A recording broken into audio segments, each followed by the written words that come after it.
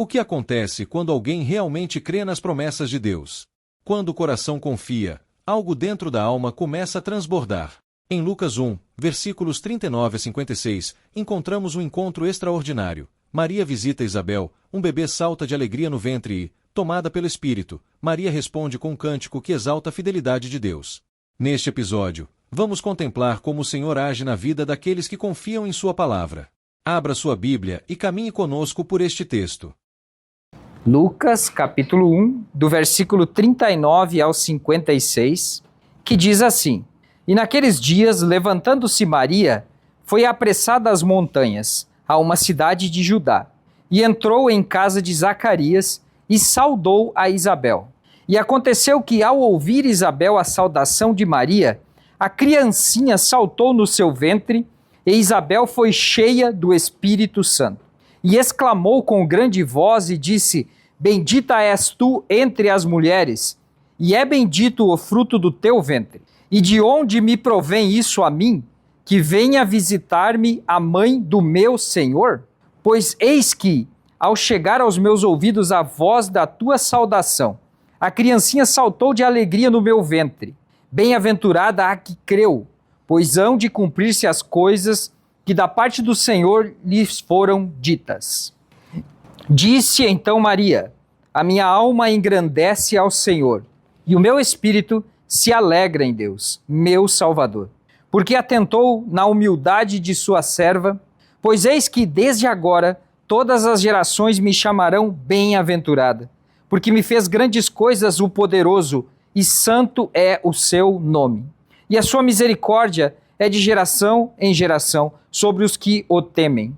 Com o seu braço agiu valorosamente, dissipou os soberbos no pensamento de seu coração, depôs dos tronos os poderosos e elevou os humildes, encheu de bens os famintos, despediu vazio os ricos.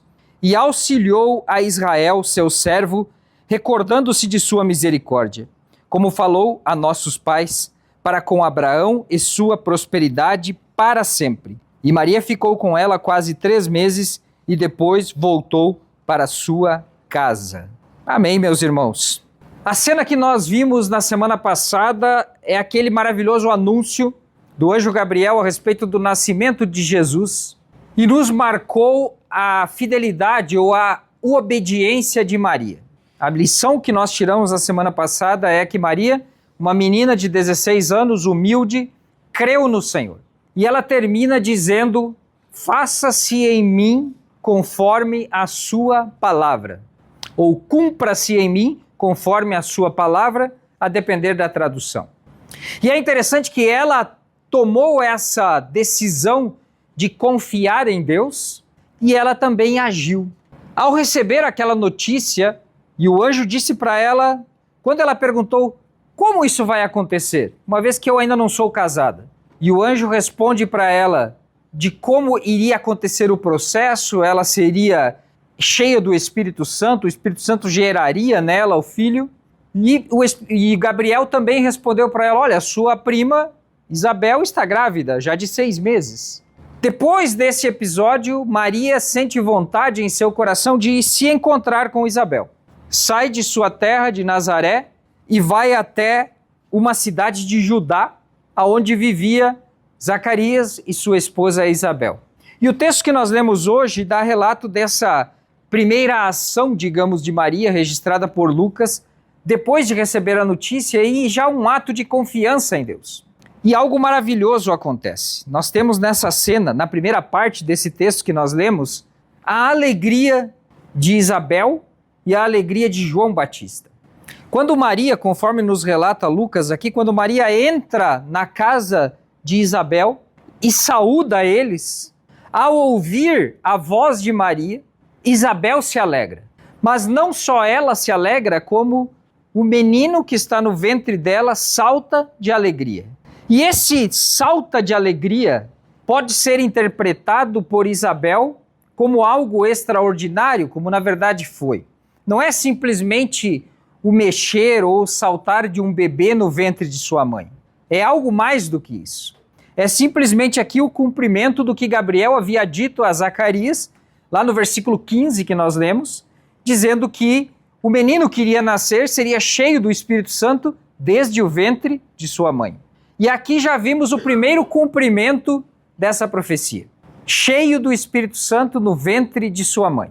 E Isabel também é cheia do Espírito Santo. Por isso que a gente diz que Lucas é o evangelho mais pentecostal de todos. A ação do Espírito Santo ela é clara, ela é evidente e Lucas faz questão de destacar isso a cada momento que ele está narrando a história da salvação. E olha só que maravilhoso, a criancinha saltou no seu ventre e Isabel foi cheia do Espírito Santo. E ao ser cheia do Espírito Santo, ela é tomada em profecia. Como assim tomada em profecia? Olha só o que ela diz. E exclamou com grande voz e disse: bendita és tu entre as mulheres. Interessante aqui, eu abro um parênteses para dizer que Maria é bendita entre as mulheres e não acima das mulheres. Então nós reconhecemos que Maria é uma pessoa abençoada, sem dúvida alguma. Nós não reconhecemos que ela tem, nós não damos a Maria uma importância maior do que a Bíblia dá a ela. Mas nós também não tiramos de Maria a importância que ela tem. Esse é um cuidado que nós temos que ter. Nós não podemos agora, porque uns são extremos de um lado, a gente ser extremo de outro. Dizer, Maria não vale nada. Maria não tem nada de diferente das outras mulheres. A Bíblia não diz isso. Ela é abençoada entre as mulheres. E exclamou com grande voz e disse: bendita és tu entre as mulheres e bendito o fruto do teu ventre. Ora, meus irmãos, quem disse para Isabel que Maria estava grávida? Entenderam por que a gente diz que ela foi cheia do Espírito Santo e profetizou? Aqui ela não estava falando dela. Ela estava falando dirigida pelo Espírito Santo. Deus usa Isabel como profeta para profetizar sobre a vida de Maria. Olha, bendito o fruto do teu ventre. E de onde me provém isso a mim, que venha visitar-me a mãe do meu Senhor? Como assim? Maria, tudo bem, vamos dizer que ela sentiu que Maria estava grávida, mas entre sentir que Maria estava grávida, que já era difícil, ainda ela saber que o ventre daquela sua prima continha ou estava gerando o Senhor, é só pelo Espírito Santo. Então Lucas vai enchendo de detalhes e nos mostrando a ação do Espírito Santo. Além de dizer que Maria estava grávida, ela também diz que dentro de Maria, ou no ventre de Maria, estava o seu Senhor. E aí, mais uma vez, ela diz: pois eis que, ao chegar aos meus ouvidos a voz da tua saudação, a criancinha saltou de alegria no meu ventre. E aí, mais uma vez, ela completa: bem-aventurada a que creu. Como assim? Ela sabia o que tinha acontecido com Maria? Não. O Espírito Santo revelou a ela. E aqui o Espírito Santo usa ela em uma palavra de encorajamento para Maria. Olha, Maria, agora você vai ver se cumprindo aquilo que eu te falei. E a última palavra que Maria disse para o anjo Gabriel foi: cumpra-se em mim conforme a sua palavra. E olha o que Isabel diz para Maria, aqui cheio do Espírito Santo: bem-aventurada a que creu, pois hão de cumprir-se as coisas que da parte do Senhor lhe foram ditas. Olha o Senhor confirmando aqui para Maria, através de Isabel, que porque ela creu, o Senhor iria cumprir na vida dela aquilo que ele falou. Olha a importância, irmãos, de crer. Olha a importância de confiar nas promessas de Deus. E quantas vezes a gente se esquece disso, né? Quantas vezes nós achamos que as promessas de Deus são difíceis demais ou impossíveis demais para acontecer na nossa vida, né? E a gente fica olhando de uma perspectiva humana e diz: olha, eu estou olhando para as circunstâncias, eu olho o cenário, eu olho as coisas conforme estão acontecendo e eu não tenho condições de que isso que Deus prometeu para mim vai acontecer. E a nossa fala aqui desde a semana passada, e quando a gente fala sobre Maria, a gente fala sobre isso, a lição que Maria nos dá é aquilo que o anjo Gabriel disse para ela: para Deus não há nada impossível. E se Deus prometeu para você, Ele vai cumprir. Basta você crer. E quando a gente diz basta crer, parece algo tão fácil, mas como é difícil crer para a gente, né? Como é difícil a gente crer. E por que é difícil a gente crer? Porque nós somos condicionados a resolver os nossos problemas. Por isso que é difícil a gente orar. Porque a oração, meus irmãos, significa confiar em Deus, colocar diante de Deus as minhas necessidades, colocar diante de Deus os meus problemas, colocar diante de Deus as minhas dúvidas, os meus questionamentos e confiar. E a gente tem problema em orar porque a gente quer resolver os problemas. E ao invés de esperar Deus dar a resposta dele, ao invés de esperar Deus abrir as portas, ao invés de esperar Deus mudar as circunstâncias, a gente quer tomar as nossas ações. E o ser humano é assim, nós somos assim. É verdade, ainda bem que Deus entende a gente, Deus tem misericórdia. Às vezes eu fico imaginando Deus do céu e olhando para a gente e dando risada. Ele pensa, lá vou eu. Parece Jesus dormindo lá na popa do barco, né? E é acordado pelos discípulos desesperado. Mestre, você não se importa que a gente morra? E ele, lá vou eu de novo. Por que vocês são tão tímidos? Ele pergunta para eles. Por que vocês são tão tímidos? Por que vocês ainda não têm fé? E essa é a pergunta para nós hoje. Olha o que Deus fez na vida dessa menina e na vida dessa senhora de idade estéril. Olha o Espírito Santo agindo na vida delas. Olha o Espírito Santo tomando elas em profecia. Olha o Espírito Santo enchendo, batizando com o Espírito Santo na nossa linguagem pentecostal, um menino no ventre de sua mãe. Vocês podem imaginar o que é isso? O menino ser cheio do Espírito Santo desde o ventre de sua mãe. E se Deus fez isso, nós podemos crer que Ele pode continuar fazendo. Ou não? Será que não faz? Será que Deus mudou? E às vezes a gente fica tão saudoso, né? A gente fica pensando, porque antigamente Deus fazia isso. Tem um amigo meu, pastor, eu amo quando ele diz. Faz muito tempo que eu não vejo ele dizer, porque faz muito tempo que eu não encontro com ele. Mas ainda quando nós éramos jovens, ele tinha esse ditado. Quando ele pegava alguém dizendo, porque antigamente as igrejas eram de chão batido e a gente se reunia e era um fogo só e caía fogo do céu e os cultos eram uma bênção e não tinha luz elétrica e não tinha instrumento e faltava recurso e a igreja era abençoada. E ele disse, tá bom, então se o problema é o piso da igreja, vamos quebrar o piso da igreja. Vamos desligar a luz elétrica. Se o problema é esse, a gente dá um jeito. A gente sabe que não é esse o problema. A gente sabe que os nossos irmãos do passado, eles viviam totalmente dependentes de Deus. E eles eram tão limitados em recursos, limitados em capacidade, limitados em importância, que a única chance que eles tinham, o único recurso que eles tinham era confiar em Deus. Mas a gente não, né? A gente tem o nosso dinheiro, a gente tem os nossos recursos, a gente tem a nossa inteligência, e a gente acha que não precisa confiar em Deus em todas as coisas. Tem coisas que a gente pode resolver. E aí por isso que a gente não vê mais milagre em nosso meio. É raro. Mas aqui nós estamos contemplando a palavra de Deus mostrando algo extraordinário. Um menino se alegrando, cheio do Espírito Santo no ventre de sua mãe, e uma senhora de idade cheia do Espírito Santo profetizando e revelando sobre a vida de sua parente a graça de Deus e o cumprimento da profecia de Deus. Isso é maravilhoso. E o desejo do meu coração é que quando a gente olha para esse texto, a gente vê e é encorajado a voltar a crer no Senhor. Talvez você veio aqui nessa noite cheio de problema, cheio de dificuldade, e você está tentando resolver os problemas por si mesmo. Nessa noite a mensagem para você é: confie no Senhor. Aquilo que o Senhor prometeu a você, Ele vai cumprir. E isso é tão extraordinário, irmãos, quando a gente vê isso acontecendo na nossa vida. É impressionante quando nós nos dedicamos a somente confiar no Senhor. E Deus gosta de fazer isso porque, às vezes, Ele deixa nós tentar resolver os problemas por nossa própria conta. E Ele fica só olhando. E a gente vai lá e quebra a cara. E aí Ele olha e diz, tá bom, agora que você entendeu que você não consegue resolver, deixa para mim. E é maravilhoso quando Deus resolve os nossos problemas. Só que às vezes Deus não resolve, ou em muitas vezes, Deus não resolve os nossos problemas da maneira como nós queremos que Ele resolva. E aí que é outro problema.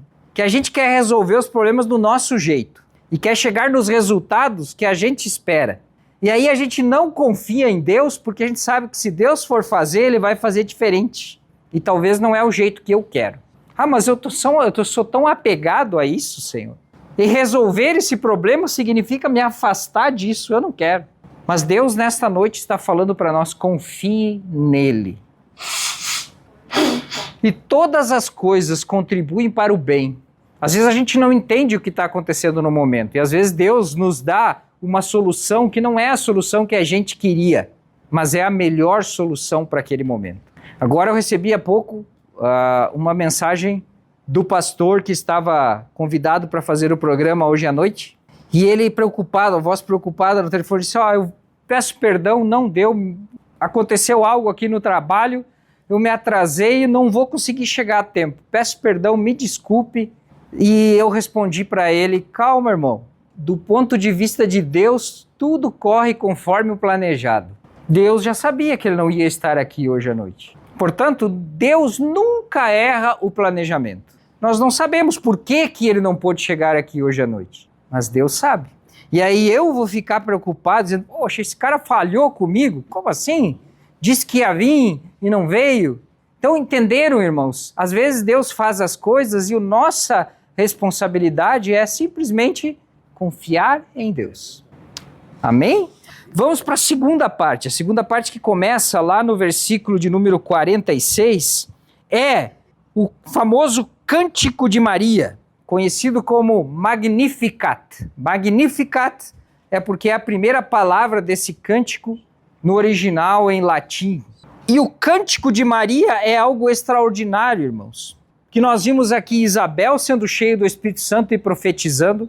Nós vimos aqui um bebê, João Batista, ainda não nascido, sendo gerado no ventre de sua mãe, sendo cheio do Espírito Santo e saltando de alegria. E agora nós vamos ver Maria sendo cheia do Espírito Santo e cantando profeticamente. Talvez na Bíblia de você, se a sua Bíblia é mais nova e é já uma Bíblia que foi feita já com os recursos modernos, você vai ver que a formatação desse texto, do versículo 46 até o versículo 56, ela tem uma formatação diferente. As Bíblias mais novas normalmente trazem isso para indicar que aquilo ali é uma poesia ou é um cântico. As Bíblias mais antigas não têm isso. Por quê? Porque os irmãos não davam importância? Não. É porque era muito caro. Lembra como é que era para imprimir, fazer tipografia e tal? Era muito caro e dava muito trabalho. Então eles simplificavam as coisas. Nas Bíblias mais modernas é tudo feito no computador, então eles conseguem facilmente fazer isso. Se você pegar uma Bíblia mais nova, você vai ver que a formatação desse trecho ele é diferente. Por quê? Porque ela indica que tem cântico, tem uma poesia. E Maria literalmente cantou ao Senhor. E eu quero ler com você de novo esse texto, mas antes de ler com você de novo esse texto, nós vamos voltar um pouco e vamos para o Antigo Testamento, lá em 1 Samuel, capítulo 2, do versículo 1 ao 10, e eu vou ler com você outro cântico lá. É o cântico de Ana, quando soube que estava grávida de Samuel. E você vai ver as similaridades entre um e outro. 1 Samuel, capítulo 2, versículo 1 diz assim: Então orou Ana e disse, o meu coração exulta no Senhor, o meu poder está exaltado no Senhor. A minha boca se dilatou sobre os meus inimigos, porquanto me alegro na tua salvação. Não há santo como é o Senhor, porque não há outro fora de ti, e rocha nenhuma há como nosso Deus. Não multipliqueis palavras de altíssimas altivezas, nem saiam coisas árduas da vossa boca, porque o Senhor é o Deus da sabedoria, e por ele são as obras pesadas na balança. O arco dos fortes foi quebrado, olha só, o arco dos fortes foi quebrado, e os que tropeçavam foram cingidos de força. Os que antes eram fartos se alugaram por pão, mas agora cessaram os que eram famintos. Até a estéril teve 7 filhos, e os que tinham muitos filhos enfraqueceu. O Senhor é o que tira a vida e a dá, faz descer a sepultura e faz tornar a subir dela. O Senhor empobrece e enriquece, abaixa e também exalta, levanta o pobre do pó e desde o esterco exalta o necessitado, para o fazer assentar entre os príncipes, para o fazer herdar o trono de glória. Porque do Senhor são os alicerces da terra, e assentou sobre eles o mundo, os pés dos seus santos guardará. Porém os ímpios ficarão mudos nas trevas, porque o homem não prevalecerá pela força. E os que contendem com o Senhor serão quebrantados.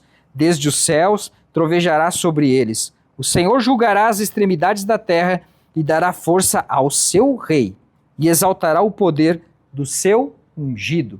Ana aqui também é tomada pelo Espírito Santo e também profetiza em formato de cântico. Quando Maria é tomada pelo Espírito Santo, ela repete praticamente o cântico de Ana. Muda poucas palavras. Vamos olhar com cuidado de novo o cântico de Maria. A minha alma engrandece ao Senhor, e o meu espírito se alegra em Deus, meu Salvador. Porque atentou na humildade sua serva, pois eis que desde agora todas as gerações me chamarão bem-aventurada, porque me fez grandes coisas o poderoso, e santo é o seu nome. Tanto Ana quanto Maria começam o seu cântico louvando pela sua humildade, reconhecendo que não eram ninguém e louvando a Deus, oferecendo a Deus gratidão pelo que Deus fez por elas. Depois, Maria começa a fazer comparações entre fortes e fracos. E a sua misericórdia de geração em geração sobre os que temem, com o seu braço agiu valorosamente, dissipou os soberbos nos pensamentos de seu coração. Depôs dos tronos os poderosos e elevou os humildes. Praticamente a mesma comparação que Ana fez. Usando palavras diferentes em alguns casos, mas muito similar. Encheu de bens os famintos, despediu vazio os ricos. Comparação. E aí fecha Ana dizendo, olha, o Senhor abençoará o seu rei, o Senhor abençoará o seu ungido. E olha aqui o que Maria fecha o cântico dela. E auxiliou a Israel, seu servo, recordando-se da sua misericórdia, como falou a nossos pais, para com Abraão e sua posteridade para sempre. Maria aqui está confirmando que as promessas feitas a Abraão estão se cumprindo em Jesus. Nós podemos dividir, irmãos, esse cântico de Maria em 3 grandes partes, digamos assim. Primeiro, ela fala a respeito dela.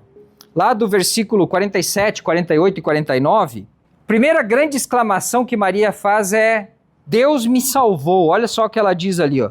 A minha alma engrandece ao Senhor e o meu espírito se alegra em Deus, meu Salvador. Maria reconhece que precisava de um Salvador. Aqui, meus irmãos, é o texto principal que nós utilizamos para combater ou para desfazer a ideia de que Maria é abençoada, é diferente das outras mulheres e que é santa e que é imaculada. Esse texto aqui mostra isso. Maria precisava de um Salvador, assim como nós precisamos de um Salvador. Outro, no versículo 48, ela diz assim: porque atentou na humildade de sua serva, pois eis que desde agora todas as gerações me chamarão bem-aventurada. Então Maria reconhece que Deus salvou ela e Maria reconhece que Deus escolheu ela para ser bem-aventurada. No versículo 49, ela diz assim: porque me fez grandes coisas o poderoso, santo é o seu nome. Maria reconhece que o Senhor agiu com o seu poder em favor dela. Então Maria reconhece aqui que o Senhor a salvou, Maria reconhece que o Senhor a escolheu e Maria reconhece que o Senhor usou o seu poder sobre ela. E a pergunta é, será que nós também não podemos reconhecer isso? Será que nós não reconhecemos que Deus nos salvou? Será que nós não reconhecemos que fomos escolhidos por Deus para sermos abençoados? E será que nós não podemos também dizer que Deus agiu com seu poder ao nosso favor? Quantas coisas Deus fez por nós? Olha aquele hino do Calvino que diz: conte as bênçãos, conta quanto... Não é do Calvino. Calvino é o Castelo Forte. Não sei quem é o autor desse hino, mas ele diz assim: conte as bênçãos, conta quantas são, e verá surpreso o que Deus já fez. Junte todas, conte-as de uma vez, e verá surpreso o que Deus já fez. Às vezes a gente precisa reconhecer, fazer como Maria fez nesse cântico cheio do Espírito Santo e dizer que Deus fez por mim. Ele me salvou, Ele me escolheu e Ele usou do seu poder ao meu favor. Quantas vezes Deus usou do seu poder ao nosso favor? Quantos livramentos nós já tivemos? Só pensando naqueles que nós sabemos. Agora imagina os livramentos que Deus faz no nosso dia a dia que a gente nem fica sabendo. Quantos, às vezes, pequenos atrasos para sair de casa ou para chegar em algum lugar? Quantas vezes, às vezes, um trânsito parado que nos retarda para chegar em algum destino não é um livramento de Deus? Quantas vezes um pneu furado não pode ser um livramento de Deus? Um carro estragado não pode ser um livramento de Deus? Quantas vezes um emprego perdido não pode ser um livramento de Deus ou um negócio perdido? Quantas vezes um namoro desfeito não pode ser um livramento de Deus? Por isso, meus irmãos, é tão fácil reconhecer isso que Maria reconheceu, que Deus nos salvou, que Deus nos escolheu e que Deus agiu com seu poder ao nosso favor. Mas ao mesmo tempo que é tão fácil, a gente se perde no nosso dia a dia e parece que as coisas ficam tão distantes, né? E a gente se preocupa mais e passa mais o nosso tempo e enche mais a nossa mente por aquilo que a gente quer e Deus ainda não nos deu, e a gente esquece de olhar tudo que Deus já fez por nós. E Maria nos ensina aqui no início do seu cântico a respeito disso. O outro tema que Maria retrata é essa questão da inversão, lá nos versículos 52 e 53, que ela diz, olha, o Senhor tirou daqueles que eram soberbos, o Senhor depôs, o Senhor tirou do trono aqueles que eram poderosos e elevou os humildes. Ela mudou a palavra porque Ana disse assim, o Senhor tirou do pó, o Senhor tirou do esterco os humildes. Maria diz, elevou os humildes. Quantas vezes Deus faz isso? Deus é especialista em pegar aquilo que o mundo não dá valor e transformar em algo valioso. E a gente parece que não aprende isso, né? E a gente insiste em pegar e dar valor para as coisas que o mundo dá valor, né? Mas Deus gosta de contrariar a gente. E quando a gente menos espera, surge alguém que ninguém dava nada para aquela pessoa. E Deus usa aquela pessoa de uma maneira extraordinária. E a gente insiste em ficar dando valor para aquilo que a gente acha que o mundo valoriza, né? Quem tem holofote, quem tem voz, quem tem, como diz hoje, uma legião de seguidores, né? Mas Deus gosta de usar as pessoas que não tem nem um seguidor, não tem nem rede social. E é lá que Deus usa, é lá que Deus levanta. E Maria está dizendo isso aqui, olha, ele pegou e depôs dos tronos os poderosos e elevou os humildes. Ele encheu de bens os famintos e desperdiçou vazio os ricos. Como acontece isso, né? Como Deus gosta de fazer isso, né? A pessoa chega com fome diante dele e é alimentado, é saciado. Mas quando a gente chega cheio diante dele, Deus não faz nada. O apóstolo Paulo, quando nós lemos Efésios, lá no capítulo 5 e no versículo 18, ele fala, enchei-vos do Espírito.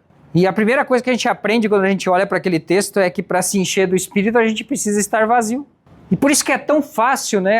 Quando a gente está se sentindo miserável, quando a gente está se sentindo que não tem nada, como eu falei antes, quando a gente vê que a gente não consegue resolver as coisas, aí Deus nos abençoa. E a gente está se sentindo mal e parece que não tem nada e não tem saída. E às vezes uma simples ação de Deus nos enche de alegria. Mas quando a gente está cheio de nós mesmos, quando a gente está cheio, não importa o que Deus faça, parece que nada está bom. E Deus gosta de agir nessas inversões. E por isso que às vezes Deus gosta de dar um susto, uma chacoalhada na gente, para a gente ver que a gente depende dele. E aí Maria continua falando sobre Israel. Lembra que o nome de Jesus significa Jeová salva? E Maria traz aqui o cumprimento da fidelidade de Deus. E ele diz assim, e auxiliou Israel, seu servo, recordando-se da sua misericórdia, conforme ele tinha prometido para Abraão e sua posteridade. O que Maria está dizendo aqui, está falando, é diretamente com o povo de Israel, o povo dela, dizendo, olha, aquele que está no meu ventre é a resposta dessa promessa de Deus. É o Messias, é o ungido, como disse Ana lá no louvor dela. É o ungido esperado por Israel. E este momento, irmãos, que nós lemos aqui, inaugura aquele momento tão sublime de alegria que logo começa a ser retratado nos nascimentos. Na próxima vez que nós nos encontrarmos aqui, nós já vamos ver o nascimento, primeiro de João Batista, depois o nascimento de Jesus. Mas como eu falei lá no início, Lucas, ele começa a história, como ele mesmo diz lá no versículo 1, desde o princípio. E até agora, tudo que nós íamos vindo somente estava registrado por Lucas. Exceção da semana passada, que Mateus cobre um pouquinho também do anúncio do nascimento de Jesus para Maria. E eu disse que a mensagem principal da semana passada e a mensagem principal dessa semana é que nós devemos crer em Deus. Deus está falando nesse texto e no texto da semana passada, chacoalhando a nossa fé, para a gente crer em Deus. E eu na semana passada falei do tamanho da fé de uma menina de 16 anos e eu falei sobre a circunstância dela aparecer de repente grávida. Noiva, aparece grávida. E o que passava na cabeça dessa menina? Olha, o que a minha família vai pensar de mim? O que o meu noivo vai pensar de mim? O que a sociedade vai pensar de mim? E ela conhecia a penalidade aplicável a alguém na situação dela. E ela sai da sua terra, de Nazaré, vai até uma cidade de Judá, na casa de Zacarias e Isabel, acontece essa maravilhosa cena que nós vimos hoje. E aí Lucas termina o texto dizendo assim: e Maria ficou com ela quase 3 meses e depois voltou para sua casa. E você imagina o que passava na cabeça de Maria quando voltasse para casa. Provavelmente já dando sinais aparentes de que estava grávida, esperando talvez a reação do seu noivo, esperando a reação da sua família. E Lucas aqui não relata, porque Lucas vai direto para o nascimento de João Batista. Mas nós temos Mateus, que relata a ação de Deus em paralelo a isso, providenciando um bom retorno para Maria. E Mateus nos diz que o anjo aparece a José. E José estava naquela situação sem saber o que fazer, talvez não querendo o mal de Maria, mas também tendo que agir para preservar o seu nome. E quem sabe que aflição passava pelo coração de José e o que passava na cabeça dele, talvez coisas terríveis, ideias terríveis, talvez sendo tentado pelo diabo para fazer coisas terríveis. Aí aparece o anjo lá e ele crê. E ele também resolve confiar em Deus. E a palavra final, irmãos, hoje é isso. Se esses jovens, José, Maria, aqueles idosos, Zacarias, Isabel, confiaram em Deus e viram o extraordinário de Deus, por que Deus não mostraria o seu extraordinário se nós confiássemos nele? E eu quero nessa noite encorajar você a voltar a confiar em Deus como você confiava quando você precisava mais de Deus. Quando você reconhecia que você não tinha como resolver os seus problemas, você não tinha recurso suficiente, você não tinha uma rede de amigos suficiente, você não tinha conhecimento suficiente. E você, tudo que tinha era orar e confiar em Deus. E eu quero que nessa noite você volte a ser essa pessoa que você era. Amém, meus irmãos? Vamos nos colocar em pés. Querido e amado Deus, em nome de Jesus Cristo, eu te agradeço pela tua palavra.